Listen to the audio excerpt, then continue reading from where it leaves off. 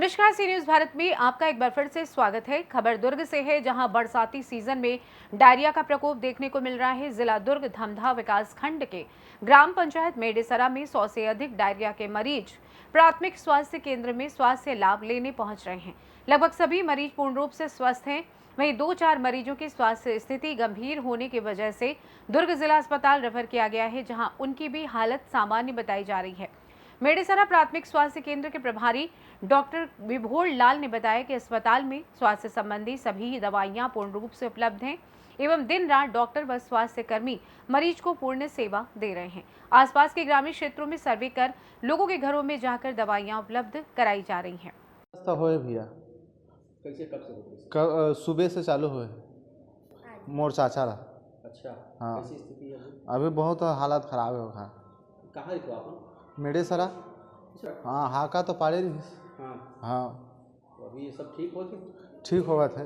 हाँ, हाँ, ठीक हो गया। अभी हॉस्पिटल में आप कई जन पेशेंट दिखता आप मतलब? अभी 3-4 जन हैं। अच्छा।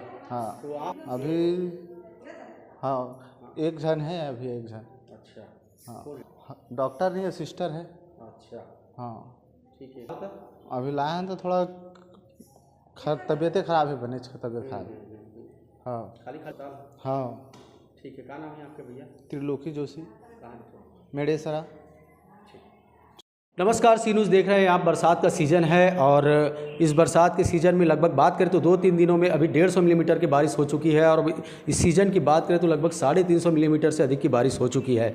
जी हाँ, मैं बात करना चाहूँगा, इस वक्त हम हैं दुर्ग जिले के ग्राम पंचायत मेडेसरा में और यहाँ पर जो है डायरिया के मरीज़ बड़ी संख्या में निकल कर आ रहे हैं। बता दूँ आपके बीते दिनों बूढ़े गाँव में भी काफ़ी बड़ी संख्या में डायरिया के मरीज़ निकल के आए थे, क्योंकि उसका एक रीज़न था कि सीवरेज नालियों में जो है पेयजल की पाइपलाइन बिछाई गई थी और कहीं ना कहीं लीकेज था, जो जिससे गंदा पानी जो है पेयजल में चला जा रहा था। और इसी तरह की भी समस्याएं आपको भिलाई कैंप बैकुंठ धाम में भी देखने को मिला था। चूँकि अभी कल से या परसों से यहाँ तांता लगा हुआ है, मरीजों को लगभग सैकड़ों की संख्या में मरीज पहुँच चुके हैं और यहाँ के जो डॉक्टर साहब है वो डॉक्टर बड़ी मशक्क़त कर रहे हैं, मरीजों को पूर्ण रूप से स्वास्थ्य चिकित्सा दे रहे हैं। हमारे साथ मौजूद है डॉक्टर साहब। डॉक्टर से हम बात करेंगे कि किस तरह से मरीजों का स्वास्थ्य उपचार किया जा रहा है, मरीज कितनी संख्या में पहुँच रहे हैं और क्या क्या जिम्मेदारियों के तहत अपना कार्य निर्वहन कर रहे हैं। जी डॉक्टर साहब बताएंगे। सबसे पहले तो जो पिछले विगत एक हफ्ते से जितने भी केसेस डायरिया और वॉमिटिंग के यहाँ मिल रहे हैं, जिसके लिए हमने गांव में जितने भी हमारे फील्ड वर्कर्स होते हैं, आरएचओ मेल फीमेल सुपरवाइज़र, सबको हमने एक हफ्ते से फील्ड में भेजा है, जिसमें इन लोग ने पूरे गांव में जाके हर एक घर में जहां भी डायरिया दस्त फैला है, हर गांव के हर एक घर में जाके सर्वे किया है।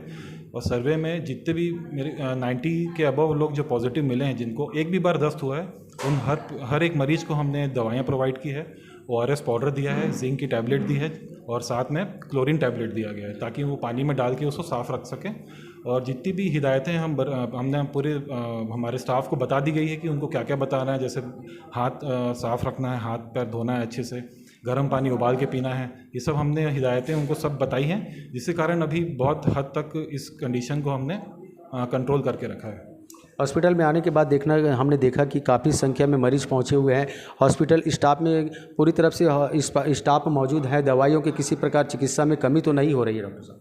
नहीं, हमें पूरा ब्लॉक लेवल से, धमधा ब्लॉक लेवल से, CMHO दुर्ग के लेवल से, हर लेवल से हमें दवाइयाँ प्रोवाइड की गई है। जो भी हमने डिमांड मांगी है, हर तरह की हमको सहायता दी गई है और हर तरह से हमको सपोर्ट मिला है, जिस कारण हमने हर पेशेंट जो भी यहाँ भर्ती हुआ है, 90% पेशेंट जो यहाँ के ठीक होकर वापस घर जा रहे हैं।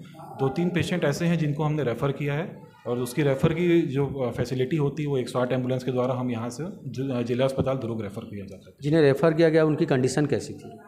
फॉलोअप हम डेली लेते हैं पेशेंट का, तो उस हिसाब से जितने भी डेली फॉलोअप में जो 3 पेशेंट यहाँ से रेफ़र होके गए हैं, उनकी स्थिति अभी स्टेबल है।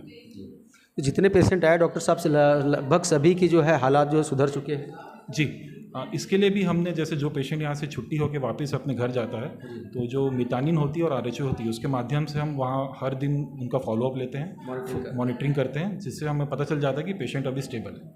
क्या लगता है इतनी बड़ी संख्या में डायरिया के मरीज आ रहे हैं, इसकी बड़ी वजह क्या मान रहे हैं?